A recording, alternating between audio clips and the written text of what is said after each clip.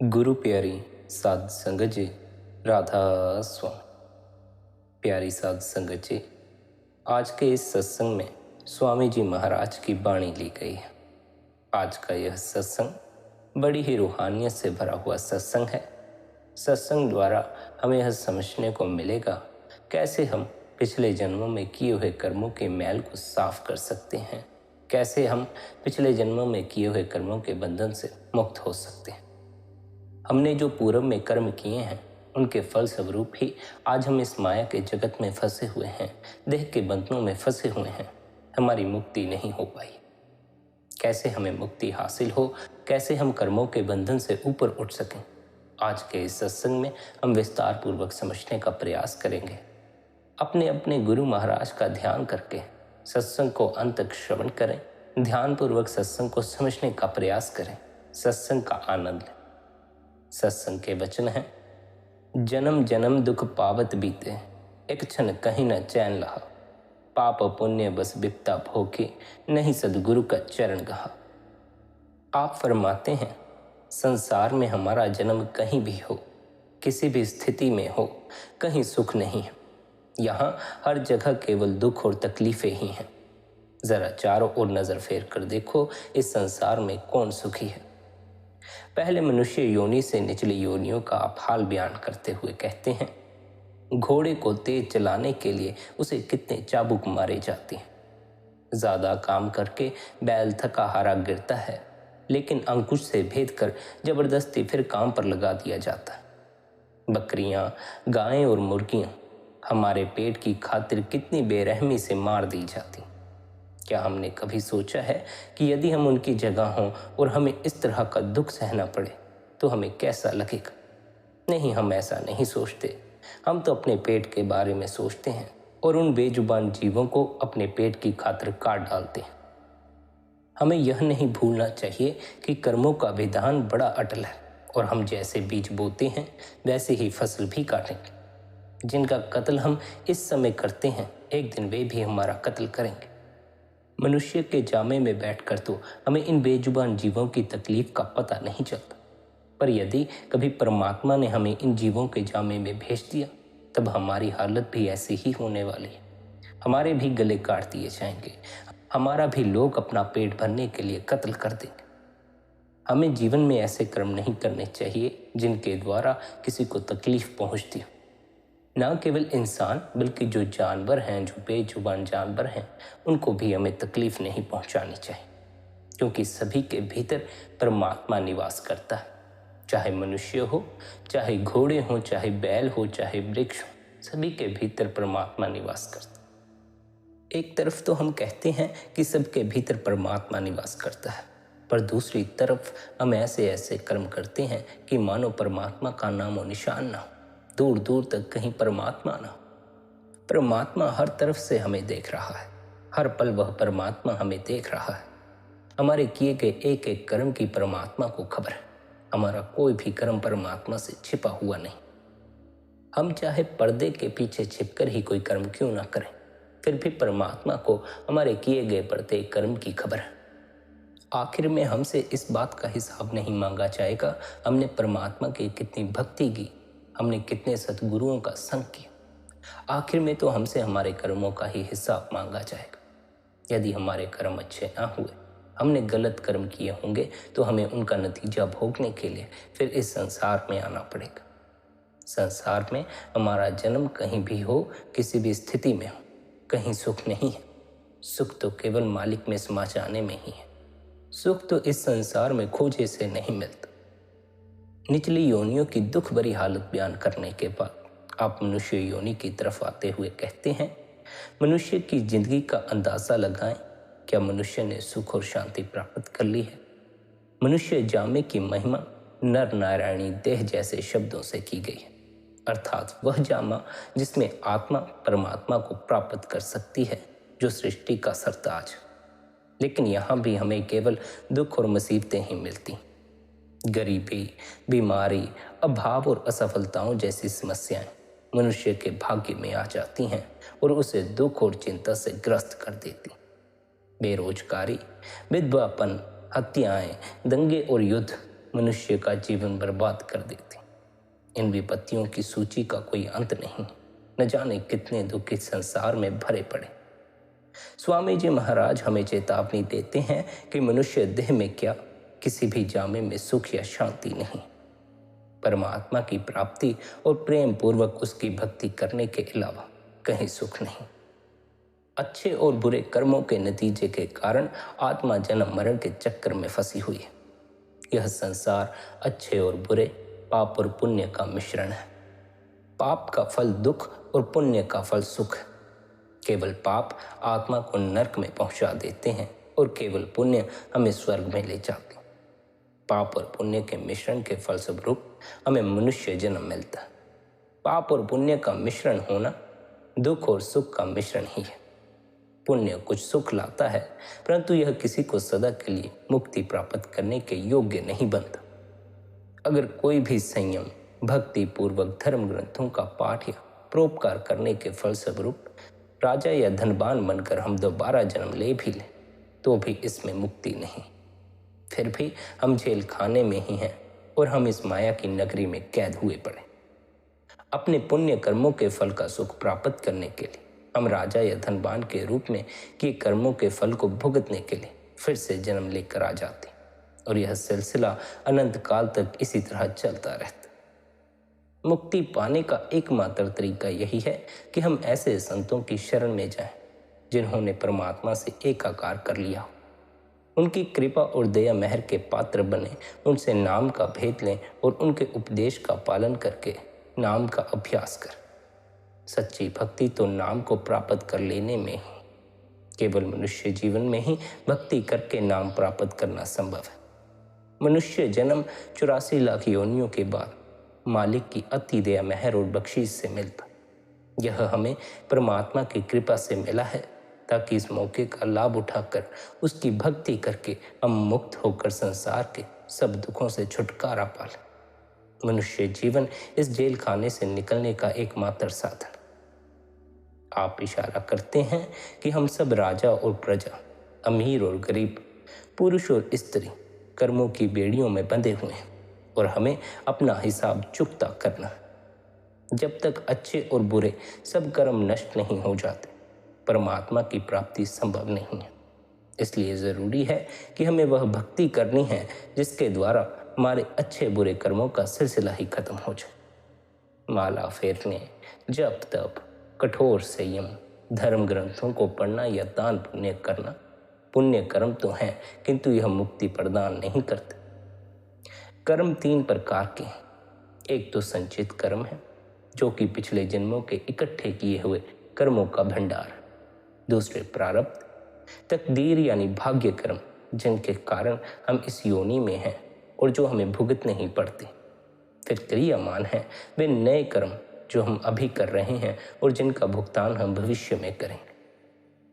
संत सद्गुरु समझाते हैं कि प्रारब्ध यानी भाग्य कर्म केवल भुगतने से ही नष्ट होते, इसलिए हमें इन्हें मालिक की मौज से आय समझकर खुशी खुशी स्वीकार करना चाहिए। यदि ये खुशी लाते हैं तो हमें अधिक आनंदित नहीं हो जाना चाहिए, और यदि दुख लाते हैं तो बुरा मानकर उदास और नाराज नहीं होना चाहिए।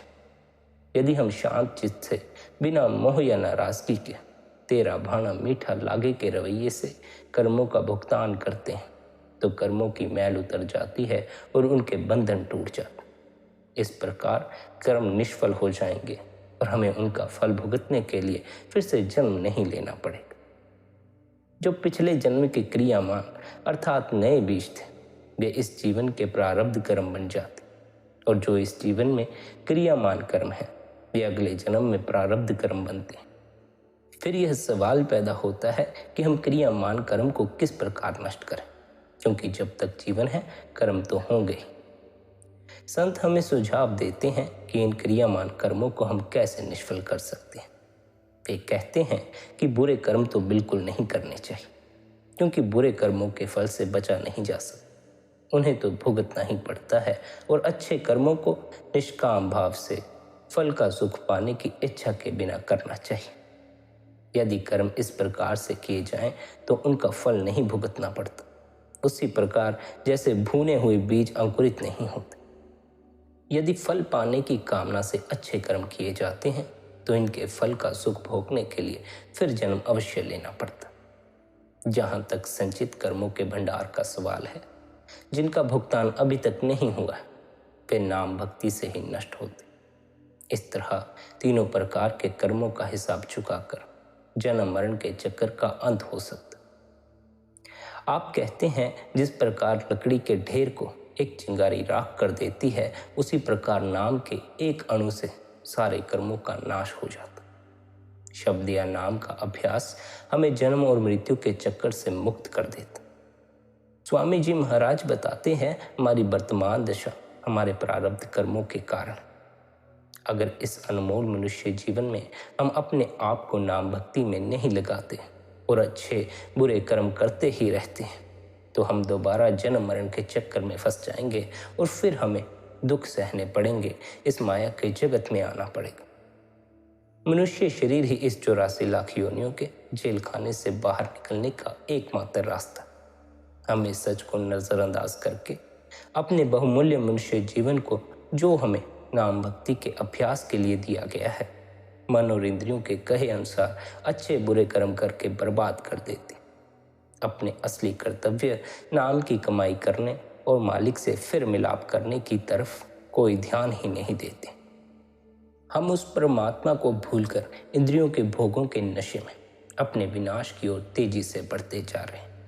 मालिक के बारे में कोई सोचता ही नहीं और ना ही उसकी भक्ति करने का प्रयत्न करता। हम सब इंद्रियों के भोगों में लीन हुए पड़े।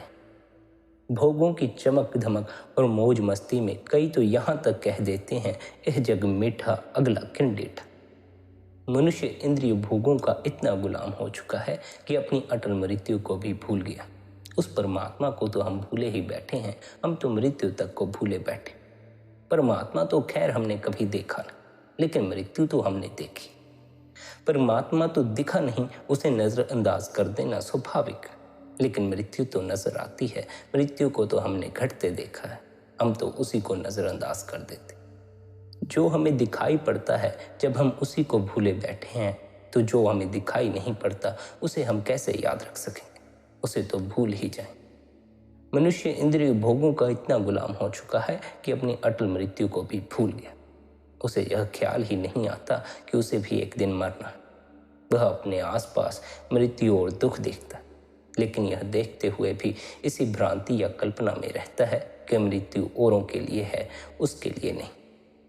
क्या यह हैरानी की बात नहीं कि हम अपने साथियों संबंधियों की मृत्यु होते हुए देखते हैं, उन्हें शमशान भूमि में ले जाते हैं, लेकिन अपने अंत के बारे में कभी नहीं सोचते।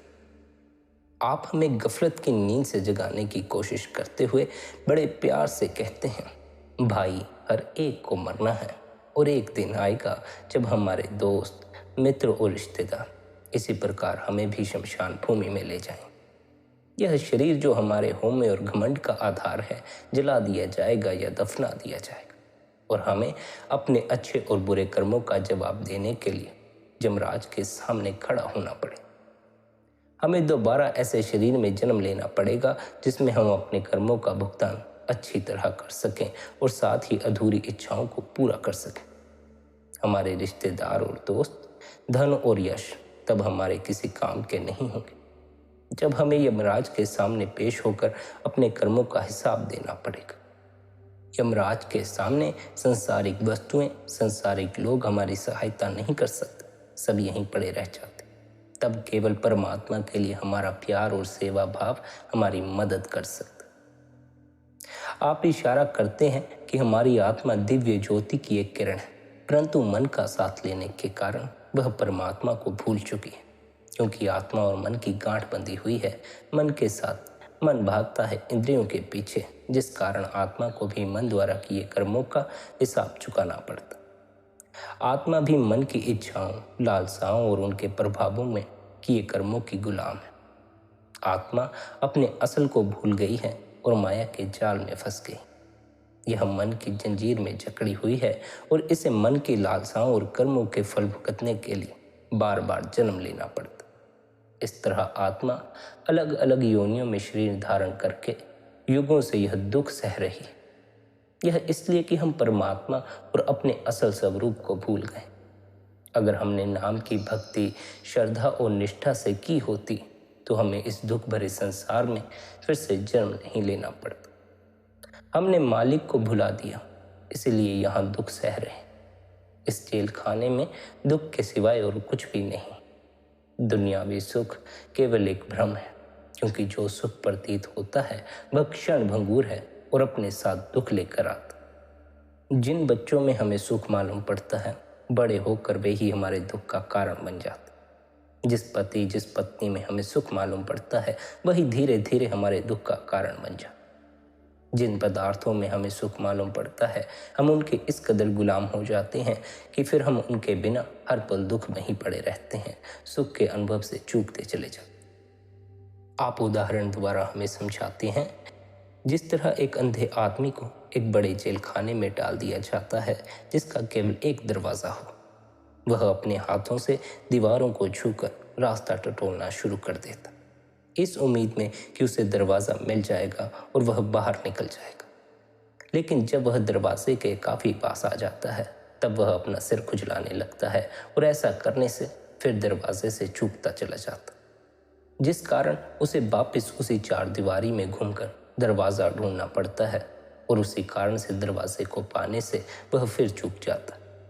ठीक ऐसे ही सुखों और इंद्रियों के भोगों के कारण हम भी उस एक दरवाजे को पाने में चूक जाते हैं, जो हमें इस दुनिया की जेल से बाहर ले जाता है और हमें फिर से जन्म मरण के पूरे चक्कर से गुजरना पड़ता। आप हमें सलाह देते हैं कि सच्चाई के साथ हम समस्या के इस पहलू पर विचार करें और इस जीवन में नाम की प्राप्ति के लिए मेहनत करना शुरू करें।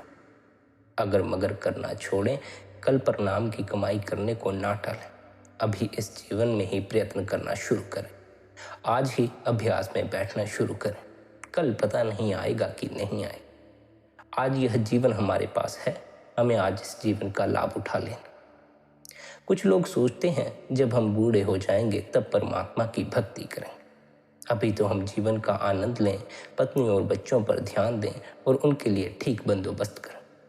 मालिक की भक्ति के लिए फिर काफ़ी समय होगा, बुढ़ापे में मालिक की भक्ति कर लेंगे। ये सब झूठी दलीलें हैं।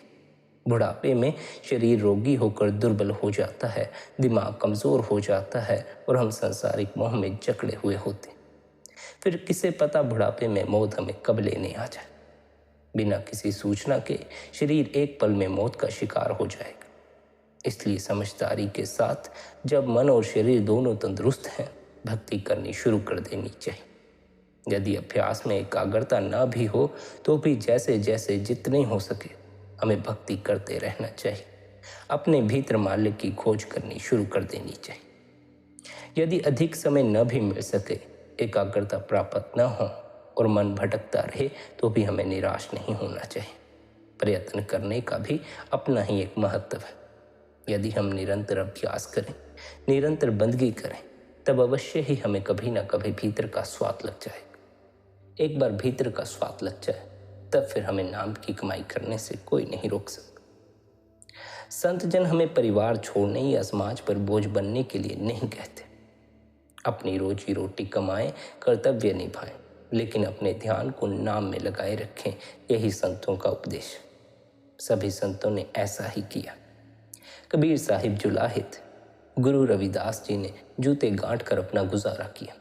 गुरु नानक साहिब ने अपने हाथों से खेती की, अपने और अपने परिवार की परवरिश की। इन सब ने साथ ही साथ नाम भक्ति का अभ्यास भी किया। हम अपने परिवार का पालन पोषण तो करते हैं, रोजी रोटी तो कमाते हैं, लेकिन नाम की भक्ति नहीं करते, ध्यान नहीं करते, अपने भीतर परमात्मा की खोज नहीं करते। हम केवल बाहरी कामों में ही उलझे पड़े। हमारे भीतर जो परमात्मा बैठा है, उस तक पहुंचने के लिए हम कुछ नहीं करते। आप फरमाते हैं, इस संसार में हमें निष्काम भाव से, बिना लगाव या बिना सुख की इच्छा तृष्णा के रहना चाहिए। लगाव नाम से होना चाहिए और उसे पाना हमारा एकमात्र लक्ष्य होना चाहिए। दूसरे काम कर्तव्य समझकर उस हद तक ही करने चाहिए जितना अपने और अपने परिवार की परवरिश के लिए ज़रूरी है। परिवार की ओर इस तरह का रुख अपनाकर सारे प्रयत्न नाम के अभ्यास की ओर लगाने चाहिए। जो परलोक जाने के लिए हमारी एकमात्र तैयारी है। जब हम अपनी परलोक की यात्रा शुरू करते हैं तो सारी सांसारिक वस्तुएं, धन, संपत्ति, मित्र, सगे संबंधी, मान सम्मान और यह शरीर भी जिसकी हम इतनी देखभाल करते हैं यहीं धरे रह जाते। केवल नाम ही हमारा साथ देता है और कोई चीज़ ना तो हमारा साथ दे सकती है और ना ही कभी हमारा साथ देगी। नाम की दौलत इकट्ठी करके ही मनुष्य इस संसार में सुख और शांति पाता है और मरने के बाद परमात्मा में विलीन हो जाता है। केवल नाम ही हम पर ऐसी कृपा और बख्शीश कर सकता है जिसके द्वारा कि हम मालिक से मिलाप कर सकें, जिसके द्वारा हम इन दुखों से ऊपर उठ सकें, जिसके द्वारा हम चैन और शांति से अपने जीवन को व्यतीत कर सकें। इसलिए हमें यही शोभा देता है कि हम संसारिक जीवन में ही व्यस्त न होकर नाम अभ्यास के लिए लगन और भक्ति के साथ प्रयत्न करें। मनुष्य होने के नाते यह हमारे जीवन का असली कर्तव्य है। हमें अपने इस असल कर्तव्यों को भूल नहीं जाना चाहिए। आत्मा और परमात्मा के बीच मन की रुकावट है, इसलिए उसे वश में करना अति आवश्यक है। वह इंद्रियों के भोगों के पीछे पागल होकर सांसारिक विषयों के सुख के पीछे भागता। मन की जंजीर से जकड़ी हुई आत्मा भी उसके साथ जन्म मरण के चक्कर में से होती हुई बुरे कर्मों और लालसाओं का फल भुगतती रहती है। मन को वश में करके ही आत्मा ऊपर जाने के लिए आज़ाद हो सकती। लोग अनेक तरीकों से मन को जीतने की कोशिश करते हैं। कोई जप करता है, कोई तप करता है, कोई धर्म ग्रंथों की पूजा पाठ करता, लेकिन ये सब तरीके अधूरे हैं। वास्तव में मन को इस तरह से काबू में नहीं किया जा सकता। सांप जब तक पिटारी में बंद है शांत रहता है, लेकिन जब भी पिटारी खुलेगी जरूर डंक मारेगा। पर यदि हम उसकी जहर की थैली निकाल दें वह नुकसान पहुंचाने के काबिल नहीं रह जाता। इसी प्रकार इन तरीकों को अपनाकर मन थोड़े समय के लिए शांत तो हो जाता है, लेकिन जब भी इसे मौका मिलता है यह फिर से हम पर हावी हो जाता है। केवल नाम या शब्द के अभ्यास से ही इसे वश में किया जा सकता है। आप कहते हैं मन लज्जत का आशिक है, लेकिन दुनिया की कोई खुशी इसे हमेशा के लिए बांध नहीं सकती। यह नई नई लज्जतों के पीछे दौड़ता रहता है। यह एक लज्जत से दूसरी लज्जत की तरफ भागता है और थोड़ी देर में ही उनसे थक जाता। जब इसे दुनिया के भोग विलास से कोई और ऊंचा या सच्चा सुख मिलता है तभी यह स्थिर हो सकता। इस तरह का अमृत और सुख केवल शब्द या नाम में ही मिल सकता। जब मन को शब्द की लज्जत आ जाती है, इस अमृत के परम आनंद का स्वाद मिलता है, तो यह इंद्रियों के भोगों से विरक्त हो जाता। तब इसका वापस अपने असली घर त्रिकुटी जाना संभव हो जाता। वहां यह अपना चंचल स्वभाव छोड़कर शब्द के परम आनंद में मगन होकर स्थिर हो जाता। इस तरह आत्मा मन के पंजे से आजाद होकर परमात्मा तक पहुंचने के काबिल होकर उसमें विलीन हो जाती। हम अपने अंदर इस शब्द से कैसे संपर्क कर सकते हैं, इसके बारे में समझाते हुए आप फरमाते हैं, इसका पूरा रहस्य मस्तक में है, आंखों से ऊपर के भाग में। आंखों के बीच और ऊपर की ओर वह केंद्र है जिसे तीसरा दिल कहते हैं। यह सोचने का केंद्र मनुष्य शरीर में मन और आत्मा का निवास स्थान। जिस तरह इंद्रियों के 9 द्वार बाहरी भौतिक संसार का ज्ञान करने और उससे संबंध जोड़ने के साधन है, उसी तरह तीसरा दिल रूहानी सफर शुरू करने और उच्चतर रूहानी मंडलों से संपर्क करने का मकाम। इन इंद्रियों के द्वारों के जरिए मन बाहर सारी दुनिया में फैल जाता। इसलिए संत महात्मा हमें उपदेश देते हैं कि मन को 9 द्वारों से निकालकर उसे तीसरे दिल पर स्थिर करें, ताकि हम शब्द या दिव्य धुन को पकड़ सकें। शब्द हमारे अंदर दिन रात धुनकारें दे रहा है, और जब हम सो जाते हैं यह तब भी भीतर चलता ही रहता है, तब भी यह कभी बंद नहीं हो। मन को इस धुनात्मक शब्द के साथ जोड़ना ही मुक्ति के द्वार तक पहुंचना है। शब्द के परमानंद का स्वाद चख लेने के बाद मन की चंचलता चली जाती है। तब यह इंद्रियों के भोगों से हटकर परमात्मा की ओर ध्यान देना शुरू कर देता। मन को नाम से जोड़ने की युक्ति उन संत महात्माओं से सीखी जाती है जो इसके पूरे जानकार हैं, जिन्होंने पहले खुद अपनी सुरत को शब्द के साथ जोड़ लिया है, इस मन को शब्द में लीन कर दिया। आप समझाते हैं परमात्मा ने नाम हमारे अंदर हमारे लिए ही रखा हुआ है, पर उसकी कुंजी उन संत महात्माओं के हाथ में सौंपती है जो शब्द स्वरूपी। जिस तरह संसार में अध्यापक हमारी सोई हुई विद्या की ताकत को जागृत कर देते हैं, उसी तरह आध्यात्मिक विद्या के जानकार हमें आध्यात्मिक ऊंचाइयों तक पहुंचाना और परमात्मा को पाना सिखाते। कबीर साहिब, गुरु नानक साहिब, स्वामी जी महाराज जैसे संत सद्गुरुओं का यही मकसद रहा है। संत हमें समझाते हैं कि इस शरीर रूपी पिंजरे से सदा के लिए छुटकारा पाने का कोई दूसरा निश्चित तरीका नहीं है। यह बात रूढ़िवादी भले ही लगे, पर थोड़ा विचार करने पर स्पष्ट हो जाए। दुनिया में हमें क्या लाता है? हमारे कर्म, हमारी इच्छाएं और हमारा मोह। हम कर्म करते हैं, अच्छी बुरी इच्छाएं रखते हैं, और कर्मों के फल भुगतने और अधूरी इच्छाओं को पूरा करने के लिए हमें जन्म लेना पड़ता। नेक और धार्मिक कर्म भी हमें मुक्ति नहीं दिला सकते, बल्कि इस संसार में फिर वापस ले आते हैं, जिस कारण हम जन्म मरण के चक्कर से मुक्ति नहीं हासिल कर पाते। हर मौत के बाद हमें धर्मराय को हिसाब देना पड़ता है और आत्मा को नया शरीर धारण करना पड़ता। मृत्यु आने पर हम एक शरीर से छुटकारा पाकर अपने कर्मों और इच्छाओं के अनुसार दूसरे शरीर में प्रवेश कर जाते। क्या हम व्यवहारिक रूप से कर्महीन हो सकते हैं? इसके बारे में समझाते हुए आप कहते हैं, यदि ऐसा हो भी जाए तो कर्मों का एक और पहलू, संचित कर्म यानी कर्मों का वह भंडार जिसका फल हम अभी तक चुका नहीं पाए। ये संचित कर्म सूक्ष्म संचित भंडार में हमारे नाम पर लिखे जा चुके। जब कभी हम सोचते हैं कि हमारा इन कर्मों से छुटकारा हो गया है, शायद तभी बेमौके हमें इन संचित कर्मों का सामना करना पड़ता। इन कर्मों का लेखा केवल शब्द अभ्यास से ही मिटाया जा सकता।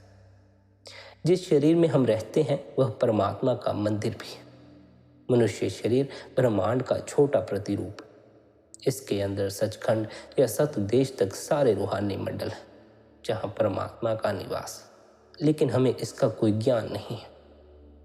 संत महात्मा हमें इस घर के अंदर उस घर का रास्ता दिखाते हैं, और केवल उस राह की शुरुआत ही नहीं, बल्कि उस पवित्र से पवित्र स्थान तक पहुंचाने में हमारे मार्गदर्शक और मार्गरक्षक भी होते हैं। हमारा रूहानी सफर पैरों के तलवों से शुरू होकर सर की चोटी तक पूरा होता। हमारी चेतना सारे शरीर में फैली हुई है, और इसे धीरे धीरे तीसरे तिल पर एकाग्र करना, जहाँ संत जन इसे शब्द के साथ जोड़ देने की विधि बताते हैं, और तब ऊपर का सफर शुरू होता। यह दिव्य संगीत सचखंड से निकलकर नीचे की ओर 5 रूहानी मंडलों में से होता हुआ तीसरे तिल पर टिक जाता, जहाँ से यह हमारी मानसिक और आध्यात्मिक शक्ति को सहारा देकर हमारी संभाल करता। यह दिव्य संगीत मन और माया के पार से आता है, और अगर हम अपनी चेतना को इससे जोड़ दें तो यह हमें भी मन और माया के पार ले जाता। इसीलिए स्वामी जी हमें प्रेरणा देते हैं कि हमें शब्द धुन की साधना करनी चाहिए, ताकि यह हमें इस घर से उस घर यानी सच्चे घर सचखंड ले जाए। इस दुख की घाटी से बचकर उस दिव्य स्थान तक पहुंचने का, जहाँ परम सुख और आनंद है, केवल यही एक रास्ता। शब्द साधन है और सद्गुरु मार्गदर्शक है। मालिक की असीम दया की धार हमारा सद्गुरु के संपर्क में आ जाना संभव कर देती है। इसलिए पहले मालिक की दया मेहर होती है, फिर सद्गुरु की कृपा से हमें नाम का भेद मिलता है, और अंत में उनके उपदेश का अनुसरण करके इस मार्ग पर कदम बढ़ाने के लिए हमें निरंतर प्रयत्न करना होता है। शब्द की दिव्य धुन के साथ एक रस होकर उसे दृढ़ता से पकड़े रखना, केवल यही हमें चाहिए। यदि हम यह कर लें तो हमें किसी और साधन की कोई ज़रूरत नहीं। जब तप करना, ग्रंथ पोथी पढ़ना, पूजा करना और भी बहुत कुछ, यह सब नाम भक्ति में आ जाता। जब मालिक के नाम का जाप या सिमरन हमेशा हमारे मन में रहता है, तब इससे बड़ा जप और कौन सा हो सकता। जब हम बिना किसी शर्त के अपने आप को मालिक की मोच में रखकर अच्छे बुरे सुख दुख जो भी हो मालिक की इच्छा समझकर खुशी से स्वीकार करते हैं, उसके भाणे में रहने की कोशिश करते हैं, इससे बड़ा तब कौन सा हो सकता। जब संत सद्गुरु के नूरी स्वरूप को हमेशा हम अपने साथ लेकर घूमते हैं, फिर इससे पवित्र पूजा और कौन सी हो सकती। दिन रात जब हमारा ध्यान अंदर शब्द में लगा रहता है, इससे और उत्तम पाठ और क्या हो सकता। जब शब्द अभ्यास करके वैराग्य पैदा हो जाता है, तो इससे बड़ा त्याग और क्या हो सकता। लेकिन गुलाब बिना कांटे के नहीं होता, और कांटा है भोग विलास की तृष्णा से लुभाया हुआ हमारा यह चंचल मन। गंदे और हिलते हुए पानी में परछाई साफ नहीं दिखती, और जब तक हमारा मन शांत और स्थिर नहीं होता, हम परमात्मा को नहीं देख सकते। नैतिक और बौद्धिक निष्ठा के द्वारा, सामाजिक या धार्मिक साधना के द्वारा, धर्म ग्रंथ पढ़कर और कठोर आत्म संयम अपनाकर भी मन पूरी तरह निर्मल नहीं होता, और ना ही वह नीच और खोटी इच्छाओं को न करने के लिए स्थायी रूप से मजबूत होता। जिन अभ्यासों का जिक्र किया गया है, इनसे मन को कुछ हद तक वश में भले ही कर ले, परंतु उसके इंद्रियों के सुखों की ओर झुकाव का असल में दमन नहीं कर सकते। ये तो मानो सांप को सिर्फ रोका गया है, परंतु मारा नहीं गया। संत जन मन की स्वाभाविक प्रकृति की जानकारी के आधार पर इस कठिन समस्या को हल करते। मन की चंचलता पर तभी रोक लगती है जब यह दुनिया के सुखों से ऊंचा सुख यानी परम आनंद प्राप्त करता, क्योंकि मन का मूल स्रोत भी त्रिकुटी है। उसका एक वस्तु से दूसरी वस्तु पर मंडराना ऐसा लगता है जैसे यह अपनी वही पुरानी परम आनंद और खुशी की अवस्था को ढूंढ रहा है, जिसका आनंद यह पहले ले चुका है और अब इसने इंद्रियों का गुलाम बनकर उसे खो दिया। ऐसी स्थिति कहाँ से प्राप्त की जा सकती है, इसके बारे में समझाते हुए आप कहते हैं, उन संतों की संगति से जो हमें शब्द या दिव्य धुन को पकड़ने की युक्ति सिखाते हैं। इस मधुर धुन को सुनकर मन उसी तरह स्थिर हो जाता है जैसे एक भागता हुआ हिरण संगीत सुनकर खड़ा हो जाता। संतों की तालीम की यही खास पहचान और विशेषता। स्वामी जी हमें सलाह देते हैं कि हम इसे दृढ़ता से पकड़ लें और टाल मटोल और आलस से सावधान रहें। हमें मौके का फायदा उठाना चाहिए। समय के साथ जैसे जैसे हमारी उम्र बढ़ती है, हमारे तन और मन की शक्ति कम होने की संभावना भी बढ़ती है, और फिर कौन जानता है कि कब मौत का फरिश्ता अचानक बार कर दे। इससे पहले कि मौत हमारे सर पर आकर खड़े हो जाए, हमें परमात्मा की उस ताकत से जुड़ जाना है जिससे जुड़ने के बाद मौत भी हमारा कुछ नहीं बिगाड़ सकती। यदि हमें जन्म मरण के चक्कर से छुटकारा पाना है और इस जेल खाने से बाहर निकलना है, तो हम यह केवल मनुष्य शरीर में ही कर सकते। मनुष्य शरीर 84 की सीढ़ी का सबसे ऊपरी डंडा। यदि इससे नीचे फिसलते हैं तो हमें फिर से 84 की भूल भलैया से गुजरना पड़ता, और कौन जानता है फिर मनुष्य जन्म मिले या ना मिले। फिर कब मनुष्य जन्म मिलेगा इसका हमें कोई पता नहीं। मनुष्य देह धारण करने से पहले आत्मा पूरी तरह बेबस थी। वृक्ष होने पर वह कहीं चलकर जा नहीं सकती, जवान खोल नहीं सकती, सोच विचार की दृष्टि से बिल्कुल अपंग थी। कीड़ा, पक्षी, फिर पशु बनने की प्रक्रिया के दौरान उसकी स्थिति सुधरती चली गई, पर कर्मों का चुनाव फिर भी उसके भाग्य में नहीं आया। भेड़िए को क्या पता कि जिस पुरुषार्थ के द्वारा वह अपना पेट भर रहा है वह हिंसा है या पाप। बन मानुष क्या जाने कि वह आवागमन के चक्र में फंसा हुआ है, और कोई ऐसी शक्ति भी है जो उसे बंधन मुक्त कर सकती। नर तन मिलने से पहले उसका जीवन जन्म से मृत्यु तक एक बेपरोल कैदी का जीवन था। उसके जेल में न कोई दरवाज़ा था, न कोई खिड़की, न ही कोई रोशन था। एक के बाद एक लाखों योनियां आई, कोई कुछ दिनों की, कोई कुछ महीनों की, कोई कुछ दशकों की, सैकड़ों हजारों में गिने जाने वाले वर्षों की। उन योनियों में दिखने में तो कई अंतर थे, पर एक कमी या दोष सब में समान था। किसी रूप में भी उसके हाथों में हथकड़ी नहीं उतर सकती थी, उसके पैरों की बेड़ी नहीं उतर सकती। पर यदि अब मनुष्य चोले में उसे कर्म करने की आज़ादी मिली, तो वह आज़ादी अपने आप में जान की मुसीबत बन गई। पहले एक तरह की गलत हरकतें करता था, अब तरह तरह की गलत हरकतें करने लगा। जिस सोच ने उसे अपनी जंजीरें तोड़ने का ढंग सुझाना था, उसी सोच ने इस जंजीरों के बहुमूल्य आभूषण होने का भ्रम पैदा करके इन्हें मनमोहक बना दी। पालतू तोता अगर उसका दरवाज़ा खुला हो तो भी पिंजरे से बाहर नहीं आता। वह लोहे के एक हरे पतले तार से टंगे रहने की बेआरामी सहन करता रहता। खुले आकाश के नीचे अपने सुखमय घोंसले की ओर लौटने के लिए प्रेरित नहीं होता। इसी प्रकार मनुष्य मोह माया के जहर को अमृत मानकर निगलता जा रहा है। जो सुख निश्चित ही दुख के रूप में भुगतने पड़ते, उन्हीं के लिए भटकते हुए वह सांस तक नहीं ले पाता। आत्मा प्रभु रूपी सूर्य की एक किरण है, सतनाम सागर की एक बूंद। इस किरण, इस बूंद को जिस यात्रा पर भेजा गया है, वह यात्रा इसके वापिस अपने मूल में पहुंचने पर ही समाप्त हो सकती, अपने सूर्य या सागर में समा जाने पर ही समाप्त हो सकती। मनुष्य शरीर उस यात्रा का अंतिम पड़ाव है और इंसान को दूसरे जीवों के मुकाबले श्रेष्ठ बुद्धि इसीलिए बख्शी गई है कि वह इस चरण में अपनी यात्रा को सफल कर सके। मनुष्य जन्म का असल उद्देश्य केवल पार ब्रह्म परमेश्वर को प्राप्त करना है, उसके साथ एक होना। यह अलग बात है कि उसे संसार में पांव रखते ही माया की नागनी ने छल लिया। माया के मोह में वह अपने आप को भूले बैठा है, अपने असल उस परमात्मा को भूले बैठा।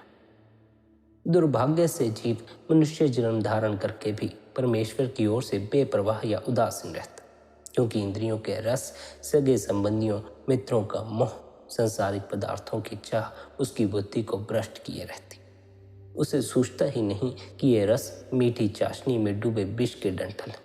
जो शरीर इन रसों के कारण प्यारा लगता है, वह बालू की बीज सा अस्थिर है। इंसानी रिश्ते कुसुम के रंग की भांति कच्चे हैं और अत्यंत परिश्रम तथा पापाचार द्वारा जुटाए धन, पदार्थ, संपत्ति यहीं इस संसार में ही पड़े रह जाए। एक कदम भी आगे इन्हें साथ नहीं ले जाया जा सकता। जिन सांसारिक संबंधों को पालने के लिए लोग अनगिनत मुसीबतें सहते हैं, दुष्कर्म सहते हैं, उनकी अस्थिरता का चित्र खींचते हुए आप बताते हैं कि जब सांसों का तेल खत्म होने पर जीवन की बत्ती बुझ जाती है और काया का मंदिर सुनसान हो जाता है, तो इसे कोई आधा घड़ी भी घर में नहीं रखता। सबको इससे पल्ला छुड़ाने की जल्दी हो जाती। जीवन रूपी मटके के टूटने पर न जीव का कोई बाप रहता है, न कोई माँ रहती है, न पत्नी रहती। सब उसकी ओर से मुंह मोड़ लेते।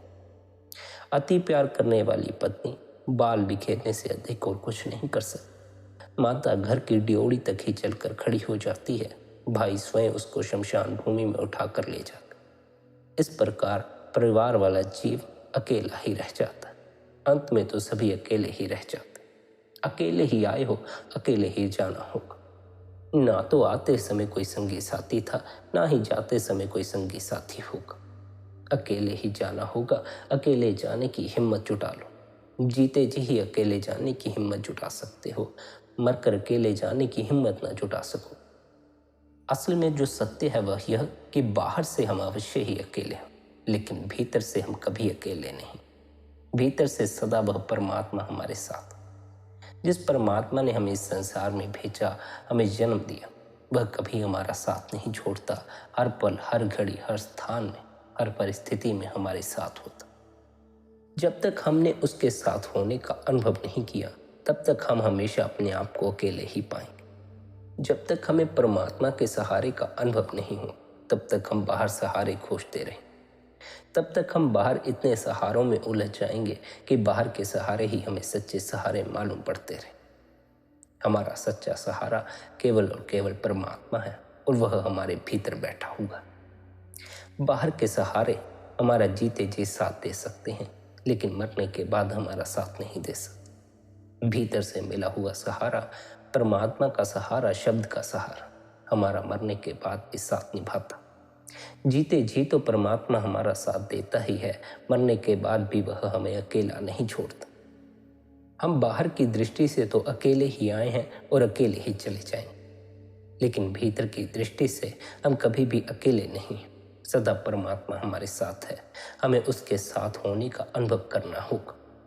बिना अनुभव किए हम यह कभी ना कह सकेंगे कि परमात्मा हमारे साथ है, और बिना अनुभव के हम सदा अपने आप को अकेला ही पाएंगे। यदि हम निरंतर ध्यान करें, निरंतर भजन सिमरन करें, अपनी इस देह के भीतर परमात्मा की खोज करना शुरू करें, तो एक समय अवश्य आएगा जब हमें परमात्मा के साथ होने का अनुभव होना शुरू हो जाए। जब हमें बेहतर शब्द का सहारा मिल जाएगा, परमात्मा का सहारा अनुभव होना शुरू हो जाए, तब हम अपने जीवन में आने वाली प्रत्येक परिस्थिति का खुलकर सामना कर सकते हैं, खुशी खुशी अपने कर्मों का भुगतान कर सकते हैं। जब तक परमात्मा के सहारे का अनुभव न हो, कर्मों का भुगतान करना कोई आसान बात नहीं है। परमात्मा का सहारा मिल जाए तो हम प्रत्येक तरह के कर्मों का खुशी खुशी भुगतान कर सकते हैं। कर्मों का भुगतान किए बिना हम इस संसार से मुक्ति हासिल नहीं कर सकते। हमारे जो संचित कर्मों का भंडार है, उसे नष्ट करने के लिए शब्द हमारी सहायता करता।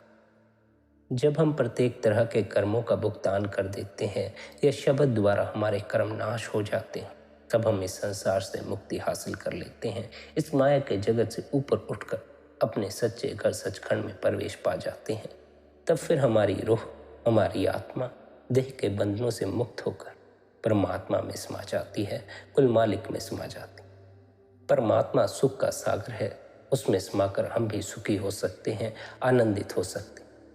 परमात्मा में समाने के लिए निरंतर भजन बंदगी करें, निरंतर ध्यान में बैठें। प्यारी साध संगत जी, यदि आज का यह सत्संग आपको अच्छा लगा हो तो आज के इस सत्संग को आप अपने मित्रों और संबंधियों के साथ शेयर भी कर सकते हैं। साथ ही आप शबद सत्संग चैनल को सब्सक्राइब करके हर रोज सुबह 5:30 बजे सत्संग का आनंद ले सकते हैं।